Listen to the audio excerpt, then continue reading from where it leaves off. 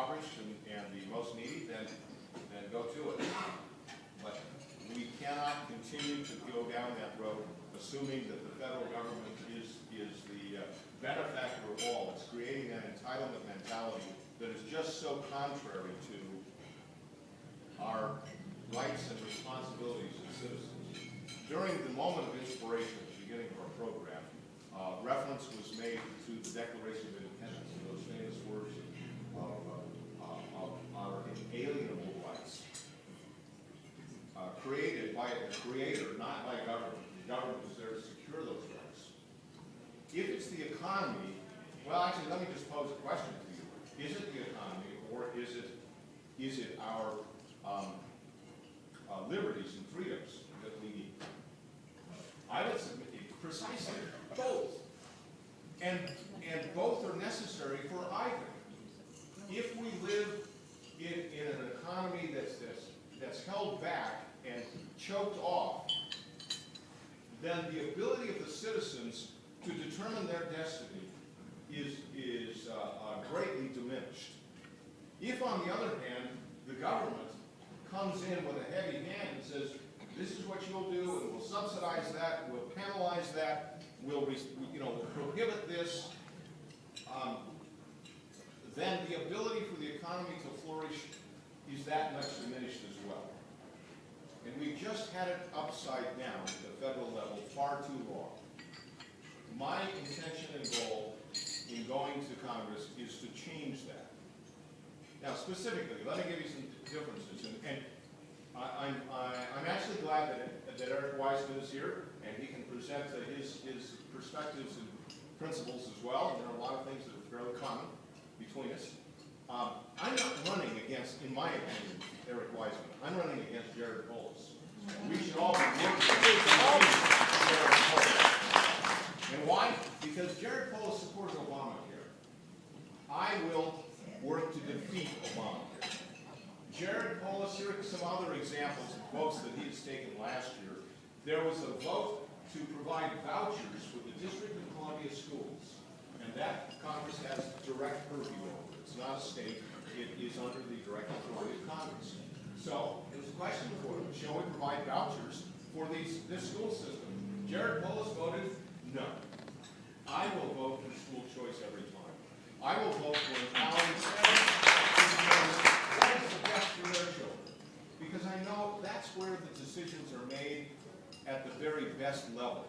And that's where the sense of empowerment and responsibility come together so that citizens really become and fulfill what they can be. They can seize their God-given authority and rights and become all they can be, rather than government saying, oh, you can do this, you can do that, you can't do that. If you go through Jared Polis's voting record, it's just the policies of Barack Obama. He'll come here and he'll tell you, no, I'm the different guy. I'm just a pragmatic realist, blah, blah, blah, blah, blah, blah. Don't tell me what you say, show me how you vote. And when I look at his voting pattern, it is right down the line with the liberal socialist policies of Barack Obama, and they both have to go. I'll leave you with a couple of points here, because I believe we carved out a little time for some Q&A, maybe with both Eric and I, or whatever. I'll follow that on what's determined here. But I want to leave you with a couple of points. One is, I recognize that Boulder County is a very tough place for Republicans to win. I don't think it's impossible. I think we need to try and we need to seize those moments. But I know it's not. However, for the 2nd Congressional District, this is only a third of the district. Up in Larimer County, 42% of the population resides. And I won my Senate seat, which is all of Larimer except Fort Thomas, by a 60-40 margin this last time. We need those sort of numbers in Larimer. We need those sort of numbers in Broomfield County, down in Jefferson County, in Grand County. In some of the other mountain counties, it's a little more difficult. But here in Boulder County, we need to just not lose by as much. And we can still win the 2nd Congressional District. president come to Boulder a couple weeks ago? Did he come because he knew he was just in friendly territory? Well, in a sense he was, but he also knew that if you look at the numbers, the second congressional is in jeopardy. And if you look at the numbers, the president is in jeopardy in Colorado. And if you look at his overall numbers, he's got a lot of work to do between now and November to win. He can do it. I know that, but we can do it too. I'm confident of that. And that brings me to my final point, and this is how it happens. It doesn't happen by Republicans picking a few good candidates and saying, go get them.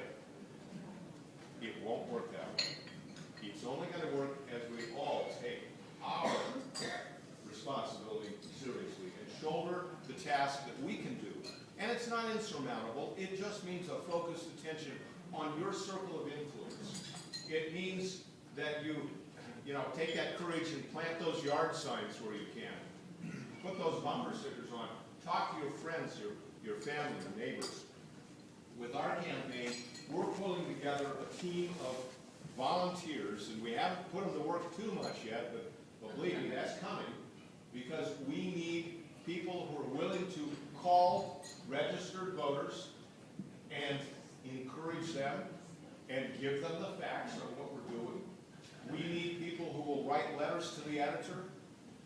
We need people who will knock on doors or simply distribute literature. All of those simple tasks that oftentimes we think, well, I hope somebody gets it done.